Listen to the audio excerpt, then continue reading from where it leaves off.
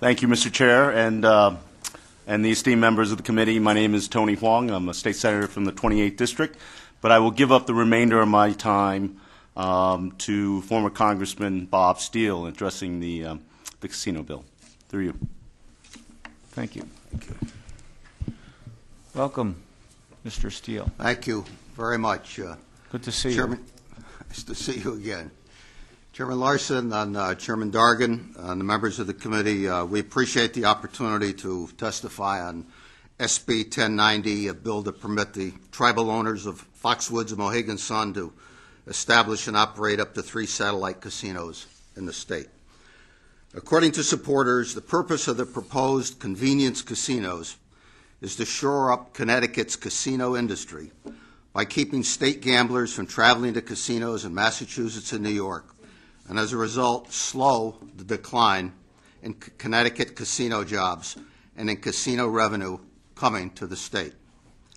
Based on the increasing data on the social, public health, and economic impact of casino gambling, we respectfully believe that the proposal is a bad one for Connecticut.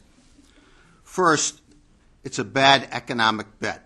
Casino jobs and revenue are falling in states like Connecticut that once enjoyed casino monopolies but now face growing cross-border competition. And the situation is projected to continue to deteriorate as casinos fight over smaller shares of the regional casino pie.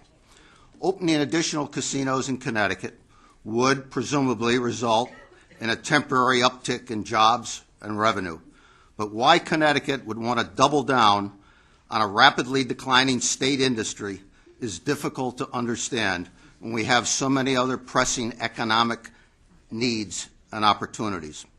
Second, while supporters have been quick to cite the positive impact the proposal would have on jobs and revenue, in their view, they've said little about the costs. While opening convenience casinos would help encourage Connecticut gamblers to stay in Connecticut to gamble, it would also encourage them to gamble more frequently and attract thousands of additional Connecticut residents to gamble, with a corresponding increase in gambling, addiction, debt, bankruptcies, broken families, and crime. Indeed, based on the testimony that we've already heard here this afternoon, it's clear that this proposal would only even begin to work if we created thousands of new gamblers in the state of Connecticut.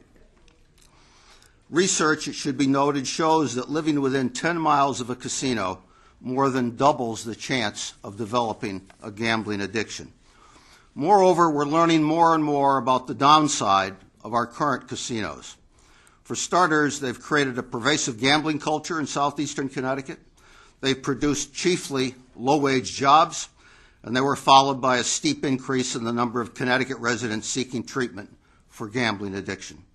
Despite a sharp drop in crime in Connecticut as a whole over the past 2 decades, a 2014 study from Western Connecticut State University concludes that the number of violent crimes increased in nearby towns after Foxwoods and Mohegan Sun arrived, while the number of theft crimes, or rather the value of those theft crimes in terms of property stolen, actually skyrocketed by nearly 40%. Looking at the impact of casinos nationally, a recent landmark report from the Nonpartisan Institute for American Values in New York concludes that they drain wealth from communities, weaken nearby businesses, hurt property values, and reduce civic participation, family stability, and other forms of social capital that are at the heart of a successful society. Finally, there's another important reason to oppose allowing the 2 tribes to build more casinos in Connecticut. Just over a decade ago, a broad-based coalition of towns, businesses, civic organizations, chambers of commerce, religious groups, and individual citizens mounted a grassroots effort to stop the opening of more casinos in Connecticut. The coalition persuaded the legislature at that time to repeal the Las Vegas Nights law that had opened the door to the state's 2 Indian casinos. and working through the legislature and the state's congressional delegation, the coalition succeeded in persuading the federal government that the state's remaining tribes did not qualify for federal recognition and the accompanying right to build casinos. But more recently, the federal government has issued draft regulations that would lower federal tribal recognition standards and again raise the possibility of more tribal casinos in Connecticut. As a result, towns from Kent to North Stonington have joined with Governor Malloy, the legislature, and the congressional delegation to fight the proposed federal changes in order to keep additional casinos out of Connecticut. To allow the two tribes now to build commercial casinos would not only fly in the face of the state's hard-earned casino victories, but would destroy the credibility of Connecticut's fight against the proposed federal regulation changes. Thank you very much for your time and for your thoughtful consideration. Thank you. Senator, do you have any further to add to that? Or? No, we've taken our time, and we'd be happy to take any questions, and I thank for the committee's indulgence on the time. Thank you. Representative Ferraro. Thank you, Mr. Chair. I just want to know if we have a copy of that testimony anywhere. We have provided in advance, yes. Okay. I would be grateful to get a copy of that. Absolutely. And what's not reflected in the testimony is a straight-on address of the initial proposal as it addressed jobs. I think we all in the state are very concerned and focused on creating more jobs. But as we have heard in this testimony, that this is an effort not to possibly create more jobs, to retain the jobs that we have. And I think that is a point of contact that we need to address. I think the other real point is the fact that are we as a state looking to engage in gambling as a means of a revenue generation to solve our shrinking pie?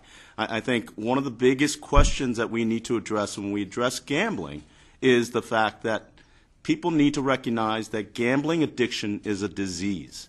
It is a disease that has a symptomatic, and the physician's guides have addressed it as an illness. And for us to increase the opportunity and increase access throughout our communities outside of the tribal land is a serious legislative consideration that we need to address. And the third point that I want to address in regards to that is the fact that we have not done a serious societal cost study on how gambling has created some tremendous impact on our social and societal costs. We are looking at possibilities of a short-term revenue stream in a declining economy, but we have not truly measured the potential escalating cost of societal impact. We have seen that from testimonies of problem gambling advocates in our state that gambling is the biggest symptom, the biggest cause of suicide in our state.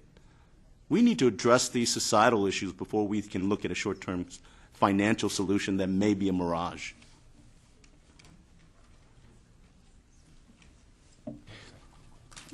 Senator Guglielmo. Thank you, Mr. Chairman. Just a quick question. I know that in the last decade or so, there's been a proliferation of casinos across the country. Could you address that a little bit? Congressman? I'm sorry, could you repeat that question? Yeah, just that there's been a proliferation of new casinos opening up in the last decade, and I just wonder if you had some statistics for us on that.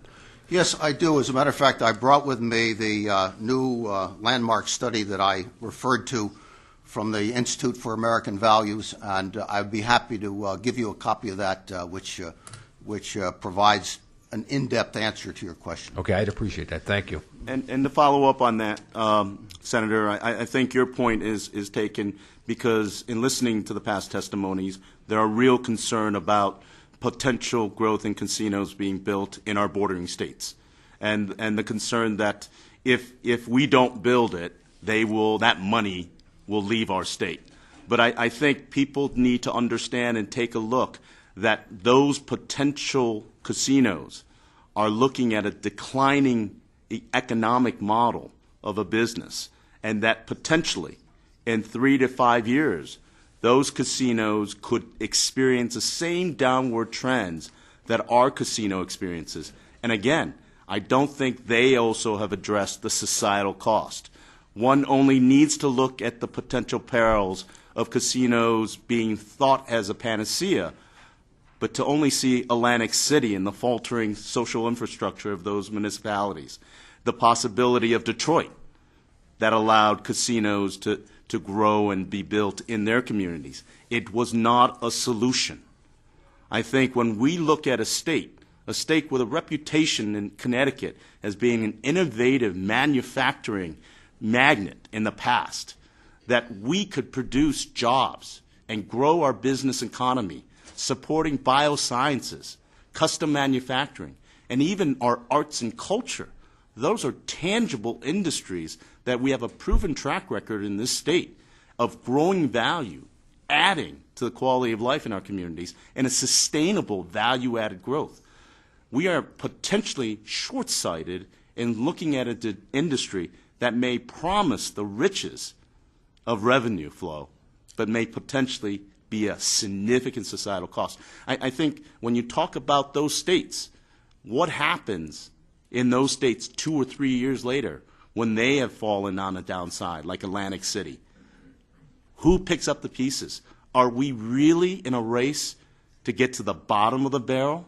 Or should we not focus our meetings and discussions and building up our growing biosciences, building up our manufacturing prowess? That is really the engine that we should focus on to grow jobs, to grow construction jobs that people are clamoring for. That is what we should focus on, not gambling as a solution.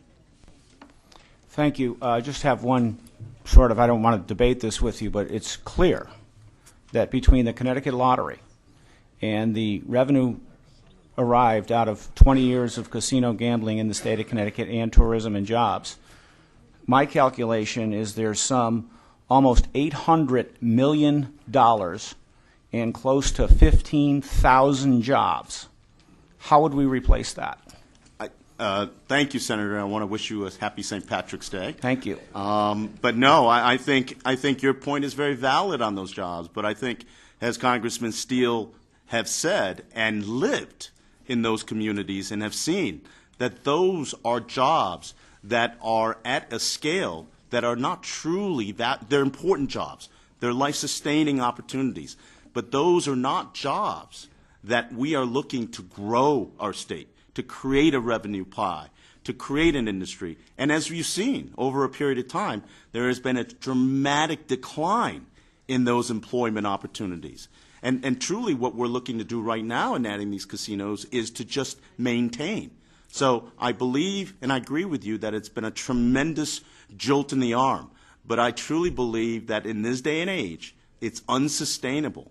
Let us look at biosciences, software technology, really the innovations that really could carry us to the 22nd century and not be dependent on all the jobs you talked about, but really have no high growth value potential. So it's a comparison between apples and oranges, but my hope is that we focus on opportunities and industries that could grow and build rather than be unsustainable. Because as you said, the jobs that we're talking about that you've seen the casinos have built, and Congressman Steele could offer some of his viewpoints, those are jobs that from a construction basis are great being there, but once the construction's done, look at the pool of employment opportunities. They're relatively stagnant. And the cost, truly, Senator, the cost that has on those communities has not been measured in over 10 years. And I truly believe if you ask the municipal extensions in that area,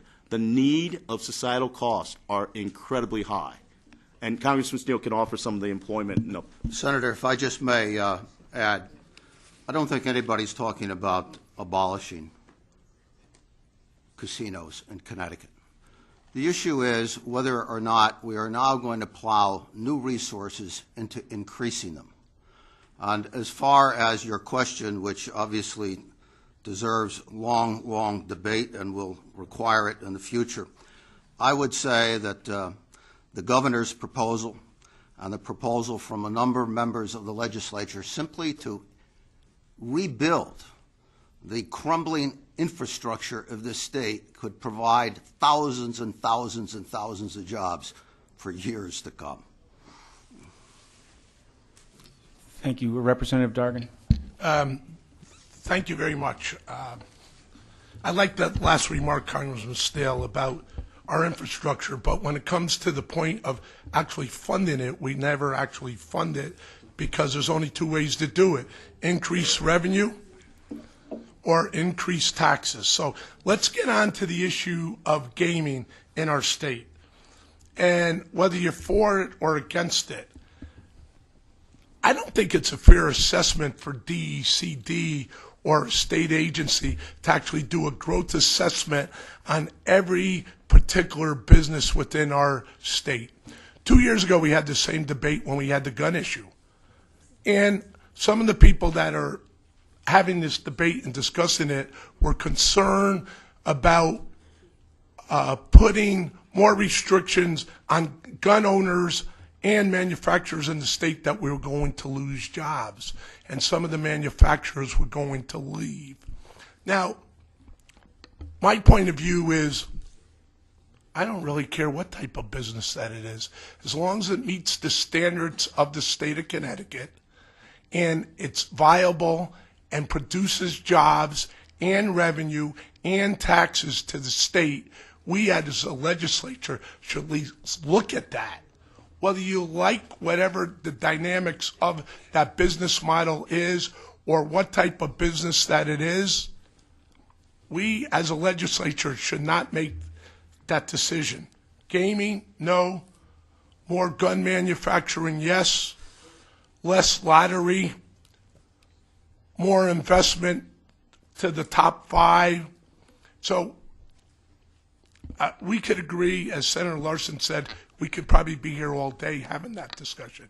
But it's fair to say, in the years that the two tribes have been not only sovereign nations and been good corporate citizens to the state of Connecticut, that's a fair statement. Have they been, just hold on, then you guys could speak. With the two tribes this year giving about $300 million, with the lottery giving $300 million, and off-track betting giving a little less than $10 million, where do we come up with the $610 million? So that's my question to you. Because we have gaming in state. It's not going to go away. We could agree on that. If we didn't have any gaming at all, then I would be into a beat. I could understand the philosophical debate on gaming. But when the Georgia Lottery started, it started for education. The 169 communities that all of us represent receive funding from that Mashantucket-Pequot formula to help offset our local selectmen, mayor, town manager form of government. And that has decreased. I know the bigger communities have received a lot of monies, but my community, a mid-sized community, received over $1 million. That's a lot of revenue, especially when the feds are cutting back, the state is cutting back. So I'm not going to be here and beat up on what I think has been some of the best corporate citizens, not just in gaming, but they offer not just for southeastern Connecticut, but for the whole state of Connecticut. I learned last week the grammar school I went to, St. Lawrence School, received a grant that, and I had, for full disclosure, never even knew about this, that Mohegan Tribe puts out a grant application, and the schools apply, and if they win, they receive a grant. They learn about Native American, about Mohegan, and they go visit. Mashantucket-Pequot has a fine museum up there that I've been to that really teaches about the culture, about their tribes, not just in southeastern Connecticut, but for the whole state. So they've been pretty good corporate neighbors for 20 years. They submitted more monies than UTC, that last year we gave millions of dollars, no disrespect to my good senator from East Hartford, to keep them here in the state. So I'm not going to bang two sovereign nations that I think have been strong neighbors to the state. And I respect your opinion about the problems of gaming.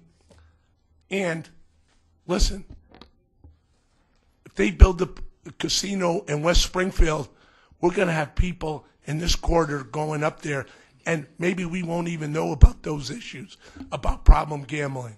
Because, you know, sometimes it's about convenience where you gamble. So if there's a 4-hour debate and Representative Orange is talking, me and Senator Larson, Senator Coleman could run up to Springfield, play those VLTs fairly quickly, and get back before that debate's over. So with that said, I appreciate your point of view, and I appreciate you being here. And Mr. Chairman, as you know, I always appreciate your point of view, and thank you. And having served as a committee member, I appreciate your fair-handedness. Let me address your first point. I think what you hear from both of us is an understanding that our two tribes have been an integral part of our state's economy and our communities. I think the point that I'm addressing is the fact that we are now looking to move it out of tribal land. And I think you reflect actually a sentiment of the general public. The Q poll actually provided some results in which a great majority of the people said that they were okay with the current gaming structure. And I'd be happy to provide that poll number for you. But when they were asked, as a whole state, of whether they were comfortable with expansion of new casinos outside of tribal land or expanding casino gambling outside, new gambling, it was a 4-to-1 ratio that said no more. So I think that's one of the things you want to consider is if we're truly representing the will of the people, let us look at different ways and let us look at ways how we can support those two casinos that are struggling and competing. But let's keep it on the tribal land. Let's not encroach it and bring it to our neighborhoods. And I say that with all due respect that this is a very important conversation. I wish that we were an economy and a tax revenue base that was growing and we had choices to make. But I do believe before we proceed with any expansion of gambling that this state, along hopefully with the partners in gambling, undertake a significant study in our state about the economic as well as societal costs. We have not had one in over 10 years. How can we, in good conscience, expand the parameter of gambling in our states, bringing expansion of gambling to people's communities without a full understanding of the cost to those municipalities and the people residing in there? So I would beg the indulgence of this committee that maybe we're moving a little bit too quick. Maybe we should undertake a study to find out what the impact of those communities will be. We may be in a trade-off ratio where we make X amount and potentially lose X amount for the potential cost of social services that need to undertake. Gambling is an illness. Gambling addiction, rather, is an illness. We need to recognize that and respect that. Congressman Steele? Well, I'd just like to say that with all the new information we now have on the social and economic and public health costs of casino gambling, and with the industry in decline here in Connecticut, the benefits based on the data no longer justify the costs. But thank you very much for your Thank you for your testimony. points. Thank you. Next up, we have Dr. Clyde Barrow.